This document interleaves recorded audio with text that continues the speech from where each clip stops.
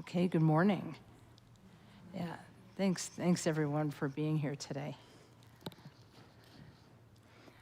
Okay, I think that it might be a good thing to begin with just a little bit of sitting, just about a minute or two of just sitting to let the day, let the excitement of the last little bit settle. Okay, so we'll just allow ourselves just a minute or so, and you can do this at home if you're watching at home. Just allow your mind to come to rest and settle, and we'll do that for about a minute.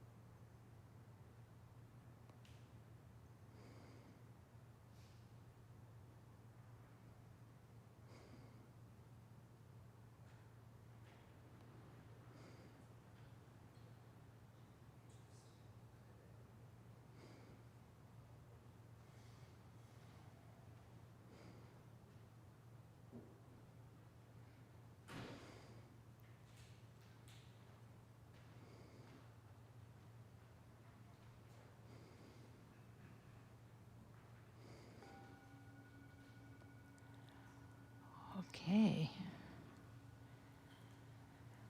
All right, thanks very much. For me, it always is like a little reset, a little momentary reset, which often I can use at a time like this.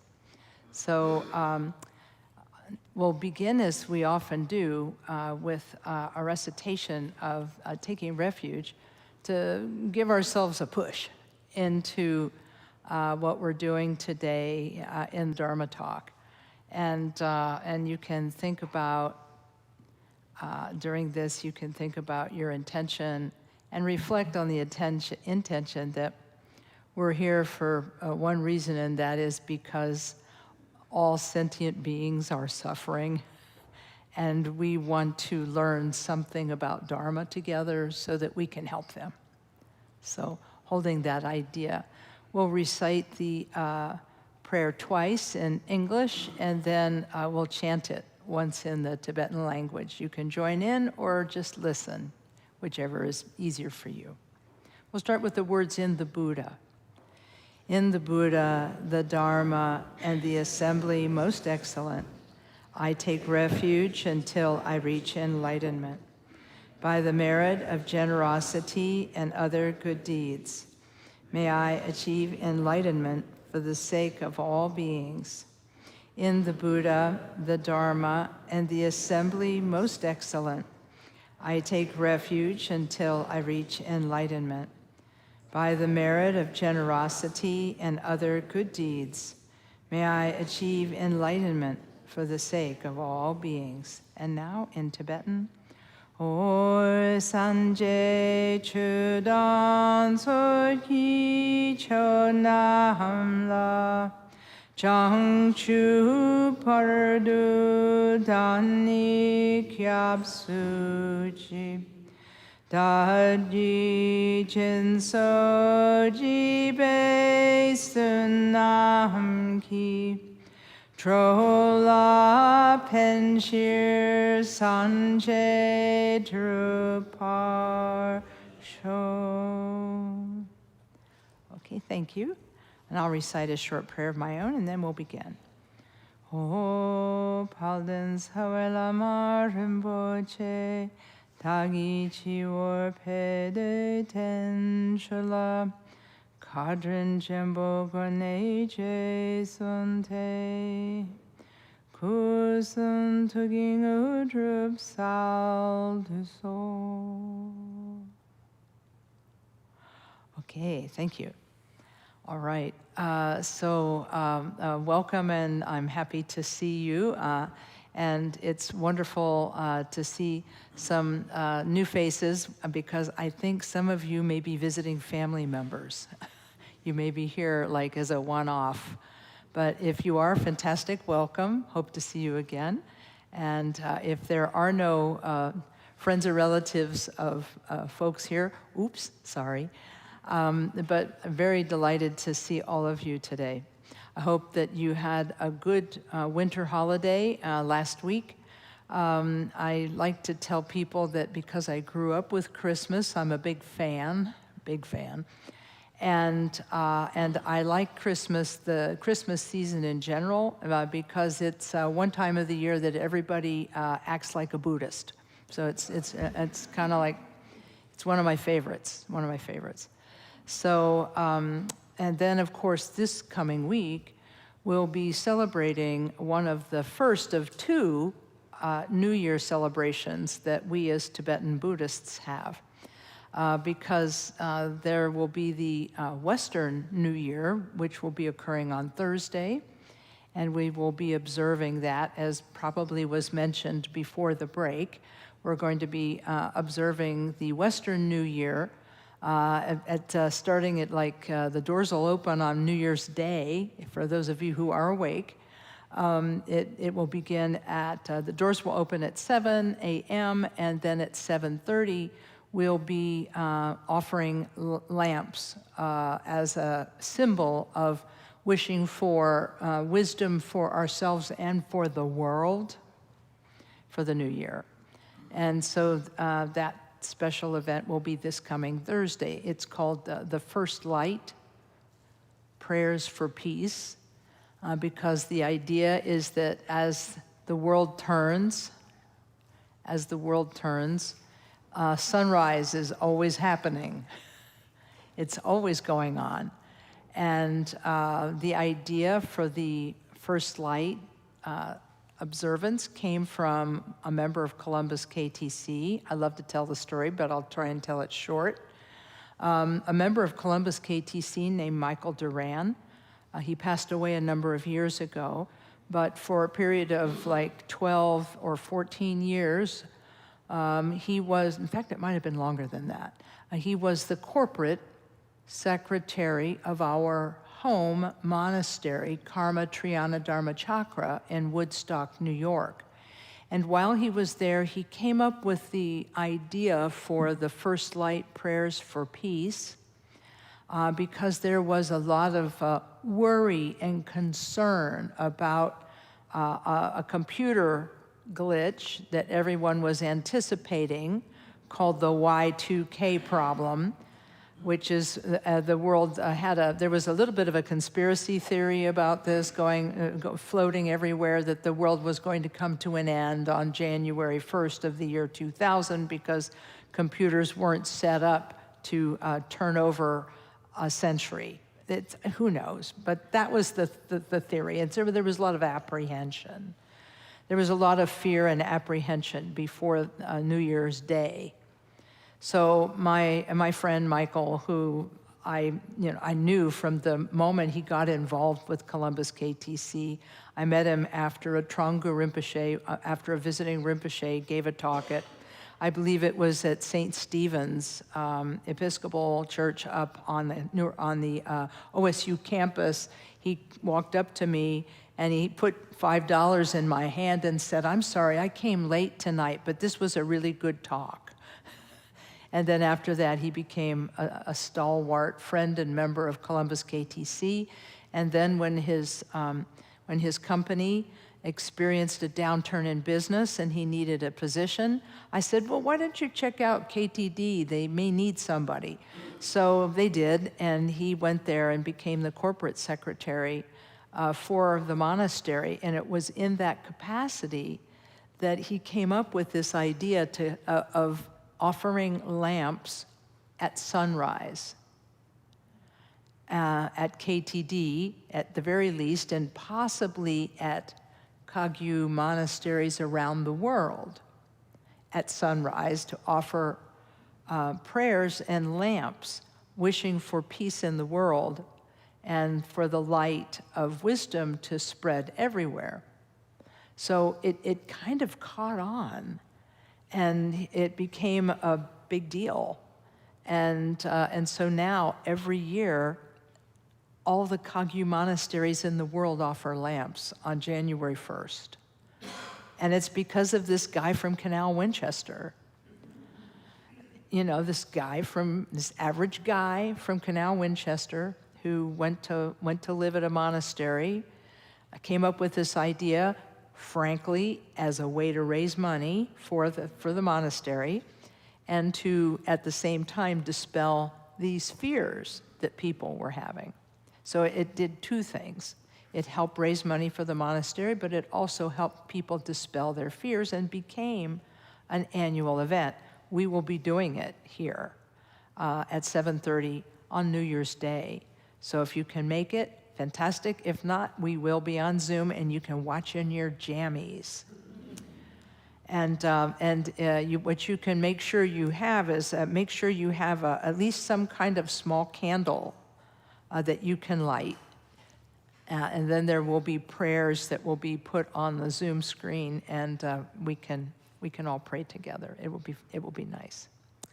So that's the first New Year that we get to observe, but as Tibetan Buddhists, we also have Lunar New Year. And so Lunar New Year will be observed it is observed on a different day every year because it's a Lunar New Year, and the moon cycles are different from the sun's.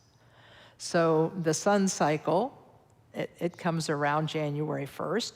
The moon cycle for us this year comes around on, I believe it's a Wednesday, if I remember correctly, or Tuesday. Anyway, it's the 18th of February. I do think it's a Wednesday. And we will be here a little later at 9:30, for this particular observance. And we will also make lamp offerings, also have a prayer, and so on. So this particular New Year is the Year of the Horse. So if anybody here is a horse, congratulations. I'm a horse, so cool. It's the fire horse this year, and I'm a wood horse, so we gotta watch out. Those of us who are wood horses have to watch out because we're entering a fire horse year. I'm just saying. So, in any case, that's going to be coming as well. Additionally, and this is off topic because I will actually get to my topic. Sorry, but there's so much good news. I mean, has anybody noticed the Saratoga on top of the building yet? It's so funny. So few people are used to looking up. And this is going to be like a sub-theme for me today, because I've spoken to several people saying, have you seen the new spire, golden spire on top of our building? And they're like, what? There's some on top of the building?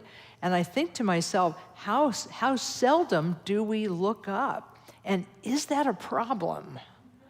And the answer is, I think so. Not only do we miss things like the new spire on top of the building, we also miss a lot of things that might encourage and uplift us in general, I'm just saying. So when I was thinking of the title for today, I was thinking that one of the titles that I considered was Look Up. Look up and then look ahead. So in any case, the idea is to try to keep ourselves encouraged and uplifted, because if nobody's noticed, the world is a problem right now. We're all having trouble. Everybody is struggling. There's a lot going on. And we need to continue to look up, at least figuratively, trying to keep a positive frame of mind and try to keep a kind and loving frame of mind in the midst of everything that's happening so we can be present for each other. So that was something that crossed my mind this morning, was that meeting those people who had not looked up to see the spire yet, and thinking, well, it's something we all need to remember to do. We need to remember to look up. Whether that looking up means we look up from our kind of tunnel vision of the world, the tunnel vision we can get when we think of only the problems we have. We can't think of anything other than the problems we have or the problems the world has. But if we can look up and think of all of the things that are being done to uplift everyone, and if we can think about how we can add to that upliftment in any way we can, even if it's just being nice to the person who serves our coffee, right? Or answers the phone for us, when we call them. Just trying to keep a positive frame of mind and a cooperative, loving state of mind. To that end, you know me, I'm kind of an entertainment junkie. So I have to give a commercial for PBS. Love me some PBS. I'm just saying, public broadcasting. Love me some PBS. And my husband told me last night that you can now watch the complete performance, or a complete performance, that John Baptiste, a musician who's incredibly gifted, he gave this performance at Mershon a few months ago, and I saw it with my husband, and he had everybody in the audience, every single person standing up and dancing, and he taught us a routine to do. I mean, it was kind of amazing. Well, there is now a recording of one such performance that he gave, and I think it's on Austin City Limits. So if you are not a regular PBS watcher, but maybe you're a member of your PBS station, you can check it out online.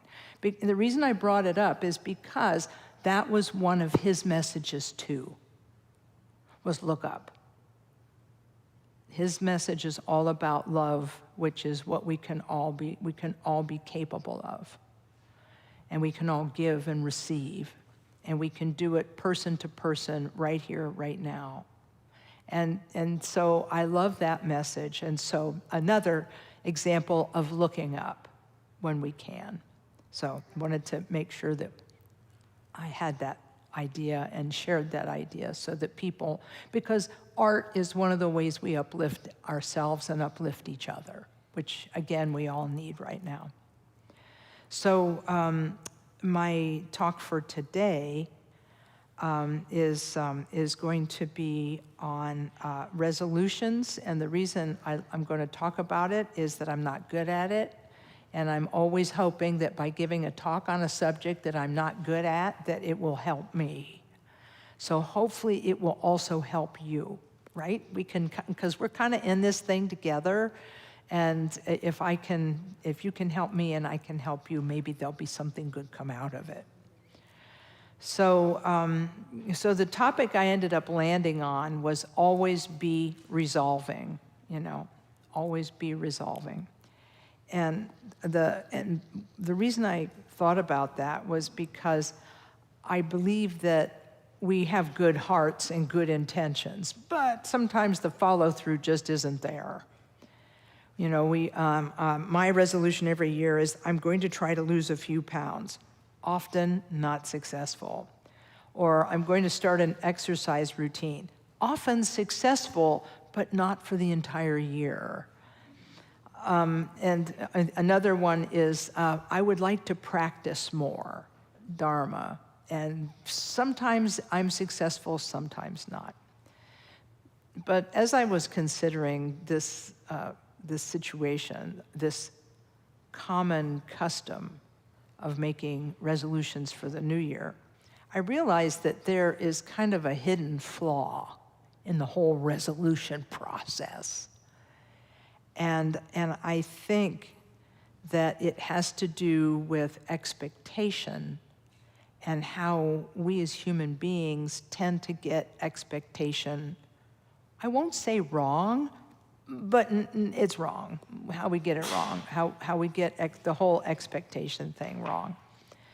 Often we have what you might think of as expectation, which is that we expect things will go a certain way, or we expect a certain thing will happen, or we expect other people to behave a certain way. And this is a bit of a problem because when we have expectations, as I have learned over the years, what we are doing in setting an expectation, we may not realize we're doing this, but when we set an expectation, we're actually telling someone, whether it's ourselves or somebody else, the place where disappointment will begin. We're outlining where our disappointment will begin. I expect myself to do this, or I expect you to do that, and that tells you the line where my disappointment will begin. My disappointment with myself, my disappointment with you, my disappointment with anybody. And so we've already set a deal. We've already made a deal with ourselves to be disappointed. And so what we end up doing oftentimes is we try to avoid that situation of disappointment, especially with ourselves, although we're kind of eager to have it with others. We kind of like, there was a woman who worked for us for a while, and she was quite lovely. This is, my husband and I. And she told me that she liked to watch the TV judge shows, like Judge This and Judge That, where a real-life lawyer or judge hears real-life stories of disputes between individuals and then asks questions for often embarrassing or comedic effect and then renders a judgment. My favorite one of these, however, was Judge John Hodgman, but that's a comedy, so that's my favorite. And he would often argue grammar, which I just love. But in any case, if you can look it up anyway. But she said she liked to watch the real-life judge shows where people get basically embarrassed and disrespected in front of a very large crowd of television viewers. And I said, I find those really hard to watch because they are very embarrassing. And she says, oh, I know, she said, but at least I can feel like I'm not as dumb as that person. So, okay, I had no idea that was one of the reasons people watch these shows. She says, at least I know that I'm not the dumbest person in the world. Anyway, so some of us kind of revel in disappointment in others, but it's probably not a healthy thing for us to get our thrills out of somebody else's humiliation or defeat. So that's why I feel that we have to take a different approach to expectation. I think we can still have them. I think that we can still have expectations. I mean, parents, am I right? You have expectations, and they should be met. I'm just saying, parents, remember. And but how we expect is going to be an important thing. We need to have a sense of patience and understanding when we set an expectation, whether it's for ourselves or for somebody else. Those of you who remember when Lama Lama, the president of our home monastery, visited us here in the old building. In the old building. This she's been she's been in the old building and she's been taught in the new building as well. But this particular talk I remember from the old building, she was talking about what are called the 6 perfect virtues of Buddhism: generosity, patience, ethics, diligence, meditation and wisdom. And so she was talking about patience. And she said a lot of people think that patience is putting up with somebody or putting up with something. And she says, I don't really like to look at it that way. She said, I like to look at it that for me, she said, patience is being open to how other people are.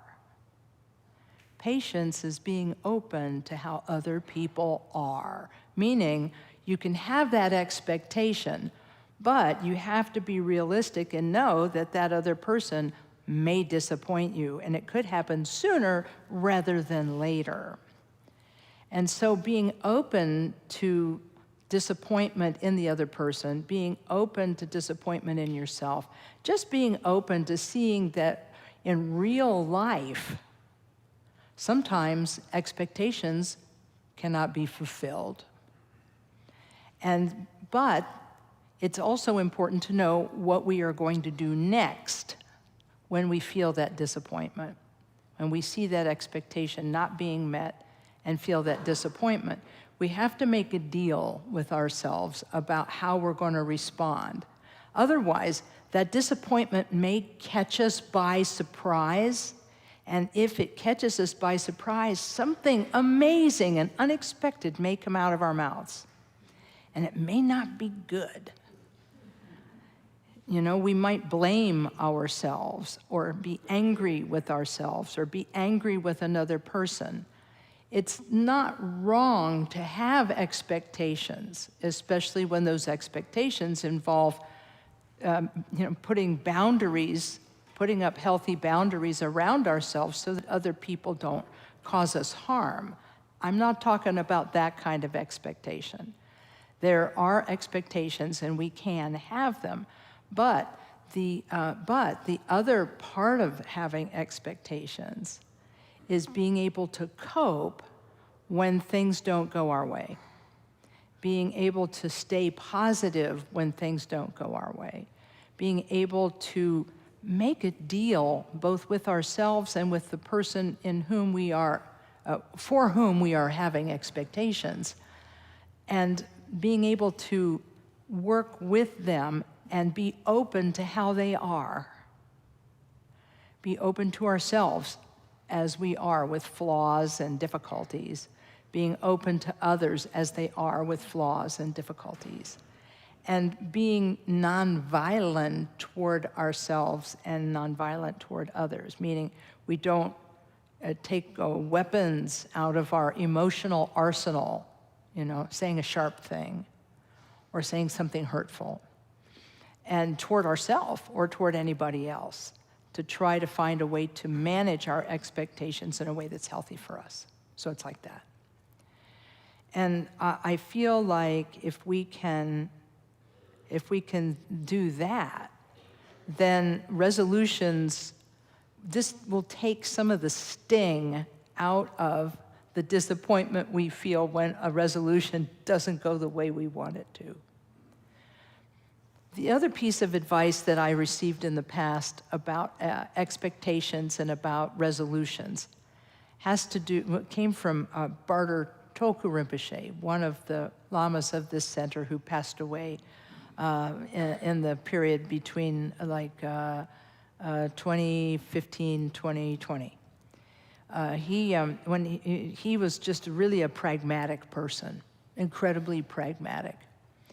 And he said, when you're creating a goal for yourself, he said, you have to make it the right size for you and the right size for your situation.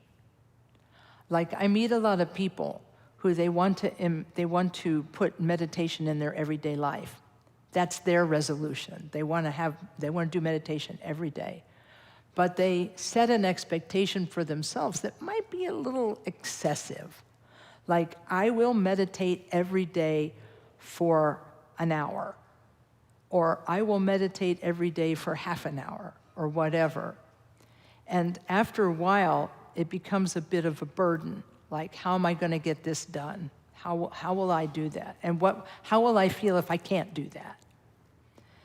And in fact, I had a young man come up to me once, and he said, I feel really kind of burdened by my practice because I haven't been feeling well, and I have this burden of promising myself that I would do this whole bunch of practice. I feel a real burden about it. And I said, I could try to answer that question on my own, but I think I need to ask one of the Rinpoches. So I asked Bardo Rinpoche about this, and he said, this happens. He said, this does happen to people. He said they gather so many things that they would like to do that they can't do them all, and then they feel disappointed and let down. They feel like they've let themselves down and things like that. So he said, what you tell the guy to do is to cut his practice back. And I said, what? He said, no, have him cut it back. That really surprised me, because usually the lamas are always telling us, practice more. When you come to them with a problem, practice, do your practice. Or practice more, or keep practicing, something like that. And so he said, tell him to cut it back until he feels comfortable. Tell him to cut it back, until he feels comfortable. And then he said he has to make it smaller. He has to make it so small that he can't avoid doing it every day. In a way, it's like he can't not do it. Tell him to start by cutting it way back and making it small enough that he can't not do it. He can easily accomplish it. So the guy cut it back to like 10 minutes or something like that. And he made that his minimum daily requirement, that he was going to find a way to do 10 minutes of something. Whether it was just sitting and doing shamatha meditation, or whether it was sitting and doing these, refuge prayers in the morning when he got up and in the evening before going to bed, He cut it back to a place where he could feel good about himself because he accomplished it. And so I feel like that is another really good piece of advice. Make your expectation and aspiration the right size for you. So for example, I know someone who was really trying to incorporate meditation in their life, but they couldn't meditate a lot. So they made their promise that they would take 21 mindful breaths a day. Super simple. They could do it at work if they forgot to do it at home, or they could do it right before bedtime. But they made their minimum practice so small that they couldn't avoid doing it. They could do it. Of course, sometimes, we're sick or something is going on or we're traveling and it's impossible. But, try to find a small goal that's doable. And then the last piece of advice that I got was that the most important resolution a person can make is the resolution to be free. To be free from what? To be free from dislike for oneself, to endeavor to make a choice that is healthy for oneself, to try to be free from unrealistic expectations, to try to be free from, for oneself, from unrealistic expectations, and to be free from the things that cause us harm. Because so many of us have habits of thinking that are not healthy for us, and we need to change those, right?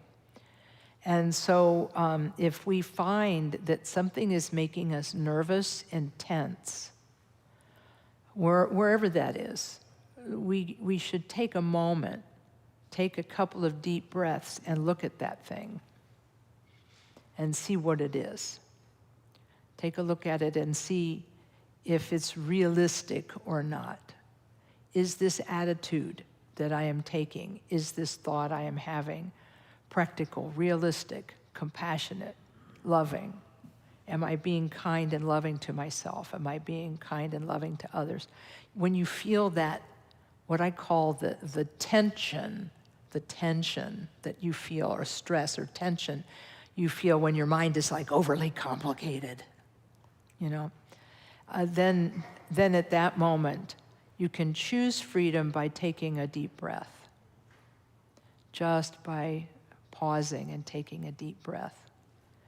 It sounds like a little bit silly and maybe oversimplified, but even just being able to take one step back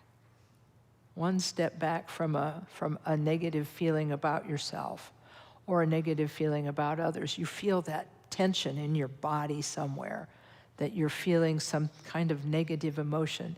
Use that as a moment to step back and take a breath.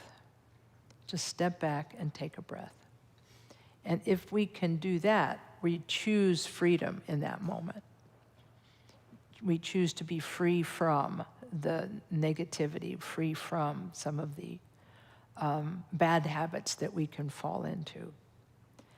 And so when I say always be resolving as the title for the talk,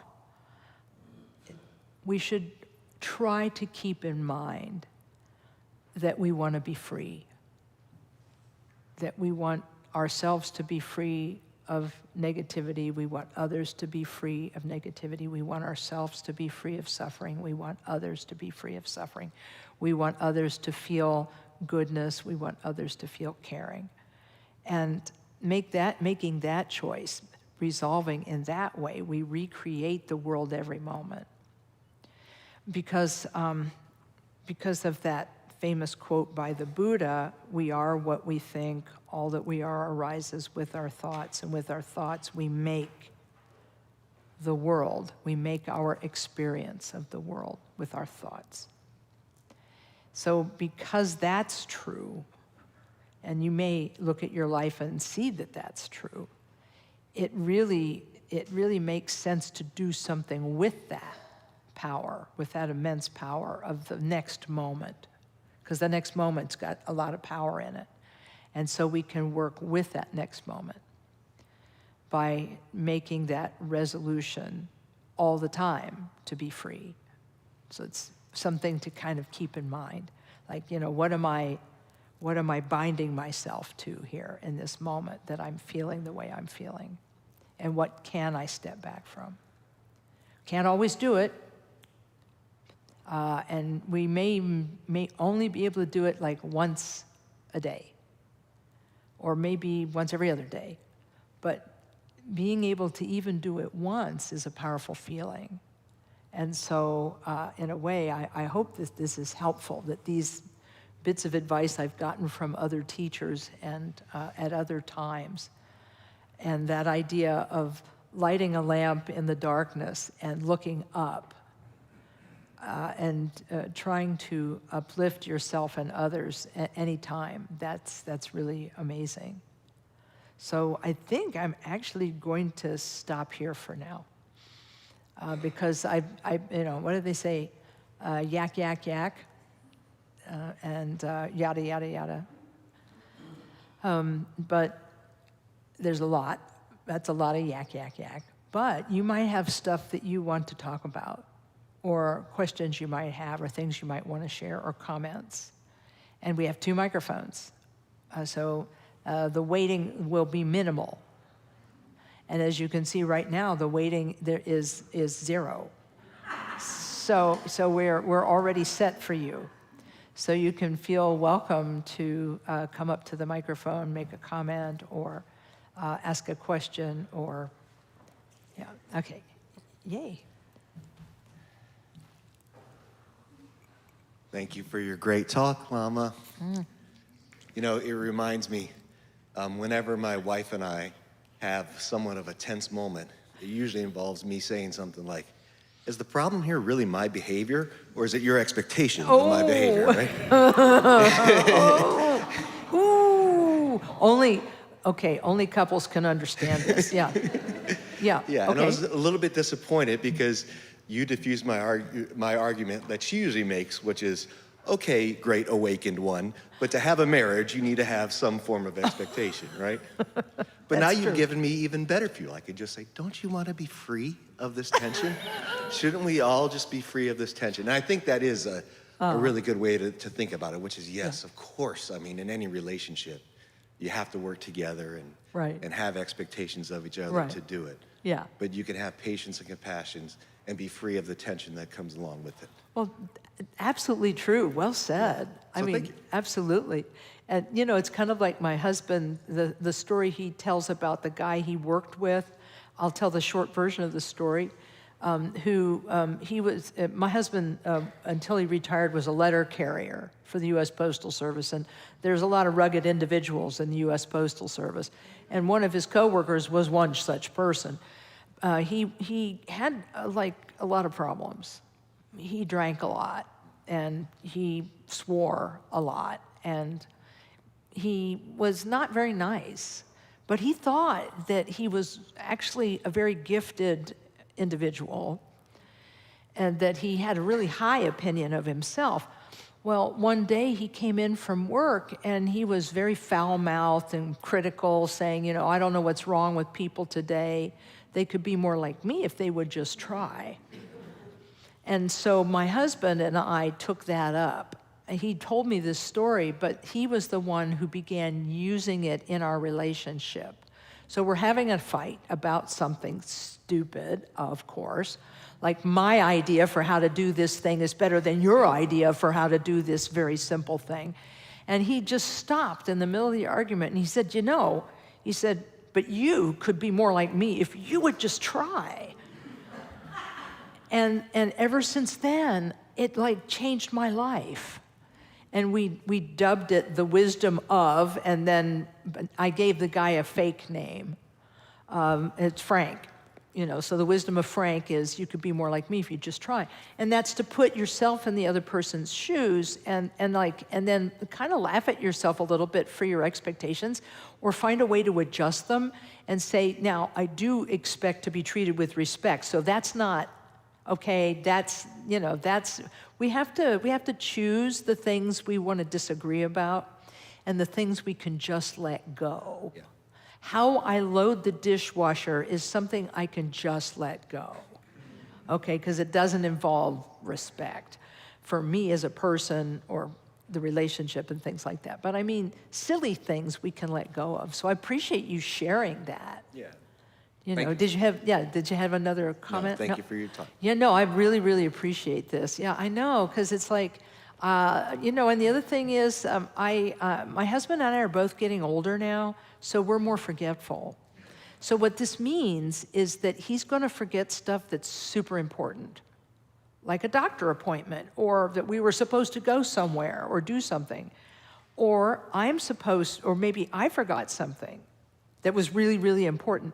So we're supposed to look at each other. We made the deal. We don't always do this, but when we can, we do.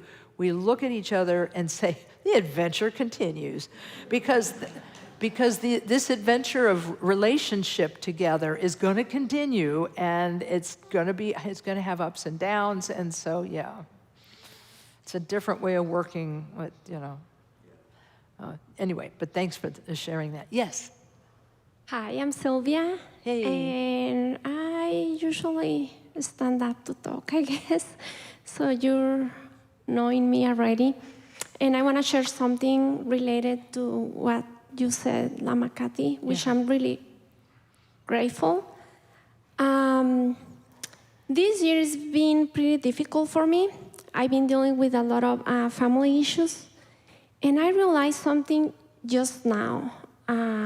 I had a nephew which I treat him like my kid. He actually lived with us, and we developed this close relationship, and now he's an adult, he has a girlfriend, and he just had a baby, and anyways, we've been helping him a lot, not just emotionally, but financially as well. And I set up high expectations. Yeah. Talking about expectations, about him and his girlfriend. And I developed all these dreams around them and, expecting to have something and expecting them to behave certain way. So I realized because of my high expectations, when they were not met, I was hurting a lot. So it could be avoided. I mean, I'm just realizing it. I'm like, if I would just say, okay, I'm gonna help, and I'm gonna keep thinking, he might not be grateful about this. He might do something differently that I expect. My feelings, they wouldn't be hurt as much. Yeah. So that's a great lesson today. So thank you so much. Oh, yeah. No, I appreciate you mentioning this because it gives me an opportunity to repeat something, which is that we have to choose wisely what we expect other people to do and be. And we do have to, what do they say, draw a line. If the behavior of another person is not just disrespectful to us, but dangerous to us. If somebody endangers us in some way, we do have to be more firm about that.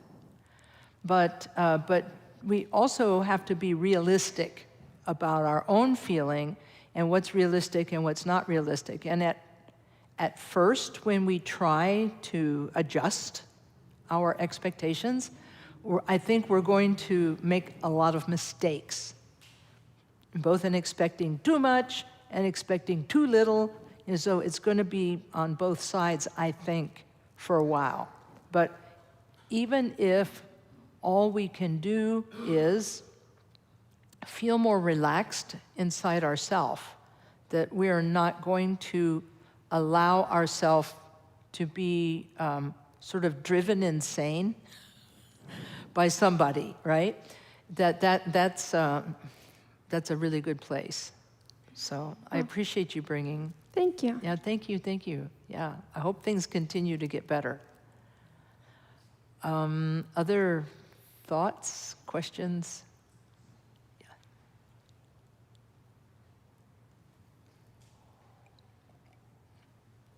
Thank you, Lama Kathy. I guess it's more of an observation or a comment. Yeah, you might have to get a little closer on the mic. That better? Oh, yeah. Thank you. Okay. Yeah. So one of the challenges that I have found myself having to kind of figure out how to have reasonable ideas about what I expect of me in terms of the way even that my expectations of other people, yes. Right. How to love people properly. One of the things that I've learned, oddly enough, since I got married, was that you actually have to see people as they are, and then love them anyway. Yeah. Because I guarantee you, if you live with someone, they're gonna drive you insane. I'm standing there like, why can't you do this the way oh wait, you were a whole person when I met you. Why should you change to conform to my ideas of what's right? You got by just fine before I showed up. Hubris. So anyway, but the other was I had to kind of dial back my expectations about myself. I say mean things to myself sometimes. And I've noticed, oddly enough, since I started coming here regularly, I catch it. And then I'm a little bit more forgiving. Like, I'm just a human being trying to figure it out. And then I realize everybody else is too. And that makes it so much easier when I'm looking at people who do not behave in ways that I understand or believe things that don't make sense. And I think, you're just a human trying to figure it out. I think you're figuring it out wrongly, but that's okay. Again, I can be forgiving even if you're doing it wrong, as long as you don't hurt yourself. But yeah, it's been incredibly helpful for me to be able to kind of, look at what my expectation is and then resolve to be a bit more forgiving about that. Yeah. So that's my comment. I really appreciate you sharing that comment because I think about my own life, Same thing. It took me an extremely long time to begin to understand my husband. It took me a very long time to realize that, as you say, he was a whole person before I married him, and he did get along just fine. So I really appreciate you sharing that thought because, I have a lot of friends in 12-step recovery, and they have something they call the serenity prayer, and it's addressed to God, but you can also say, just grant me the serenity, to accept, accept things. Yeah, well, anyway, I only know the corollary right now. I'm not remembering the original one, but the corollary to it is, grant me the serenity to accept people the way they are, the wisdom to change the one I can. The courage to change the one I can, and the wisdom to know it's me. So that's the corollary to yeah. So anyway, thanks for sharing. Yes, hi. Hi. Okay. Yep. Dave Hyvee, who was one of my spiritual teachers in AA, has been talking to, he's been dead for many years, but he's been talking to me a lot because he would always say, no matter what problem, topic came up, his quote was, expect nothing, accept everything. Oh, yeah. And lately that's been coming to me as I've started to realize that somewhere underneath all of here, there's an expectation, even at an unconscious level. Got it. That I didn't even think was, and how I know there was an expectation. Usually it has to do when I give something, my time or something, and I'm being generous. And in the moment, I really feel that I am, until I get a little twinge later on when something, that twinge tells me that that gift was not freely given, that somewhere underneath there I had an expectation about that. Right. So I just wanted to share Dave's thoughts with you guys too, because he's been talking to me a lot when I say, expect nothing but accept everything that comes your way. Yeah. Thanks. Oh yeah, thanks for sharing that. My gosh, yeah. And I think that yeah. And I think that I'm trying to remember there's a saying in The Great Path of Awakening where Jamgon Khantrul, the great, or Jamgon Khantrul Lodro Tai, who wrote this book in the 19th century, where he says, he quotes a monastery handbook, because the monks and nuns have handbooks that kind of like going to college or going to school handbooks, right, of how you should behave and what you should do. And that's one of the quotes he put was from one of these monastery handbooks that said, don't expect much of people. Instead, pray, to the awakened ones, So I like the idea, is like, if I can't handle it, I'll pray and then let them handle it. Because sometimes I can't. So I like that one too. So thank you for sharing. There's time for one more if there's one more out there. Yeah? Okay, yeah. Okay. Well, thank you. So two things. One has to do with your Dharma talk, and that is family. is full of expectation. And sometimes family fails Family 101. And then I'm faced with my own expectations of myself and how I respond to that. And I fail. Been there, done that, yeah. Right. I mean, you do things, they don't respond, and you decide, I'm not going to do anything anymore. And then you're disappointed in yourself. So I'd love to hear anything about that. Forgiveness of yourself, I guess. Oh, sure. Yeah. I'm happy to talk about that because I've had to do a lot of that in my life. And I think that, as some of the earlier people have said, being able to recognize that it's happening is job one. You know, when you feel that twinge, I think you talked about like feeling a twinge, and for me, it's the same. I feel tension somewhere in my body. That's my clue that I've kind of like gone off the deep end on something and expected too much, because I feel that tension and pain and like, and the Tibetans call that being hooked, Hooked, being hooked by something. And like your ego fixation has been activated, you know, like, you know. And being self-aware, I think, is the first key piece, is to be self-aware about these things and to recognize these feelings. And then if you see that you're getting into a spin with something, okay, there's a wonderful book by Pema Chodron called Start Where You Are. And she is commenting on this 19th century text by Jamgon Khantrul. The Great Path of Awakening is the name of the text she's commenting on, but her book is called Start Where You Are. And she says you gotta learn how to do 3 hard things, 3 difficult things. The first one is to see what you do. Second is do something different. And then the third is make that the way you live your life. Okay, so like, see what you do, she explains, is seeing how you tend to react. So if you see yourself in a spin, like, oh, here I go doing this, that's when doing something different is a good idea.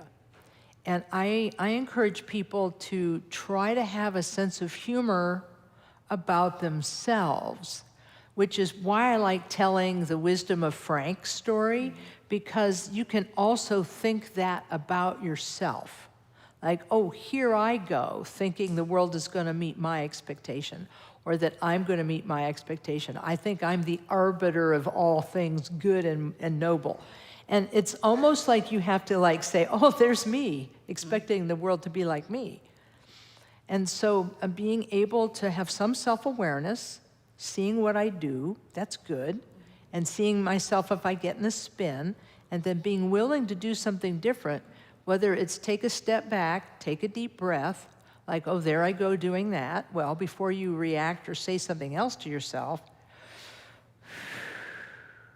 just take that deep breath, and then say, well, you know, bless me, you know, like, oh, bless their little heart, you know.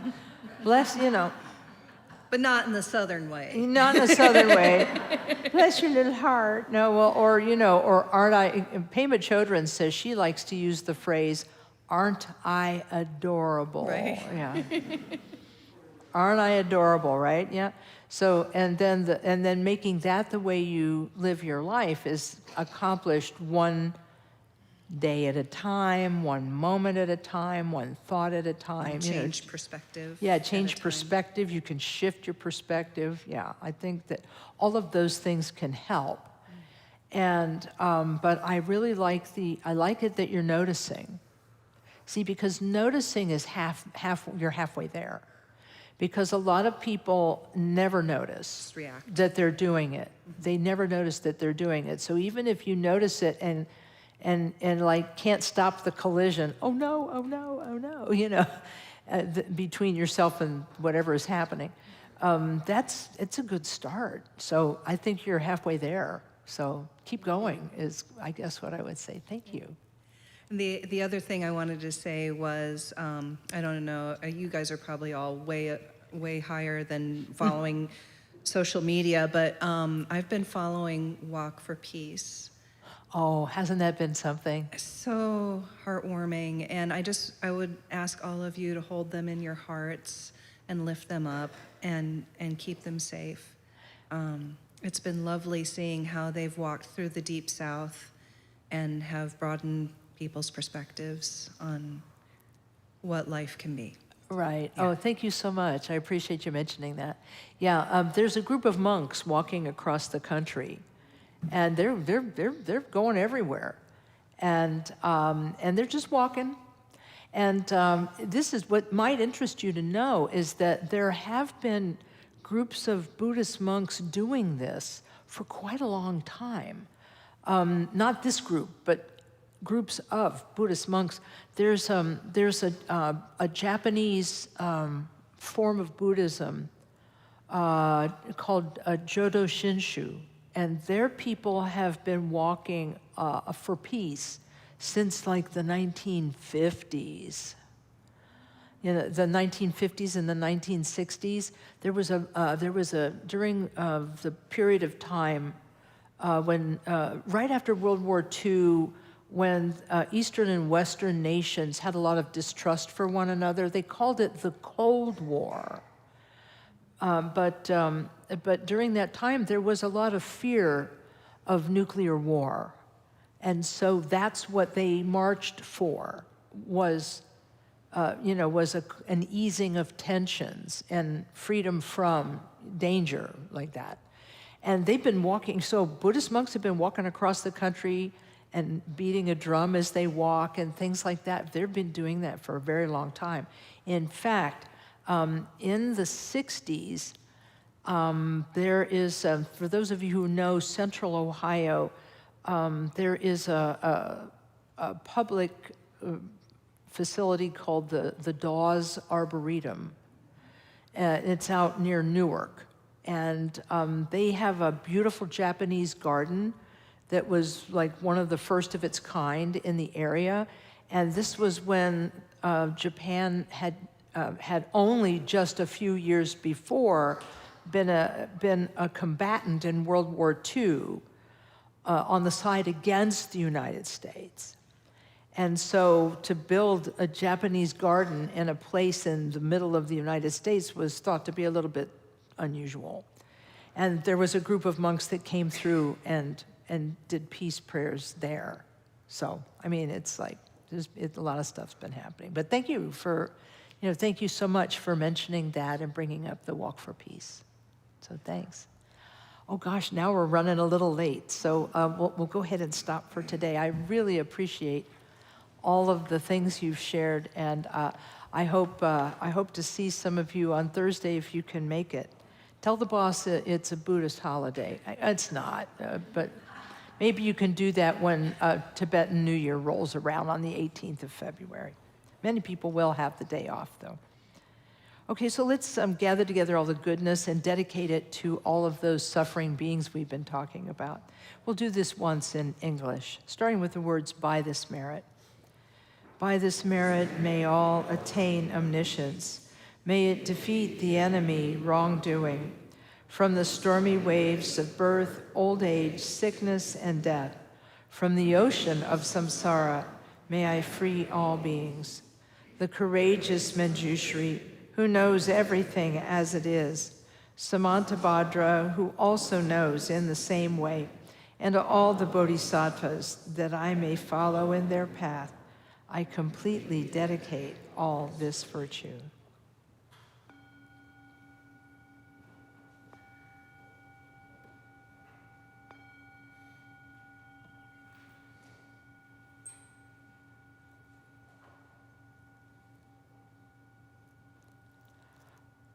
Okay, thanks everyone. We'll see you next time. Okay, be safe out there. Thank you, Mr. Soundman.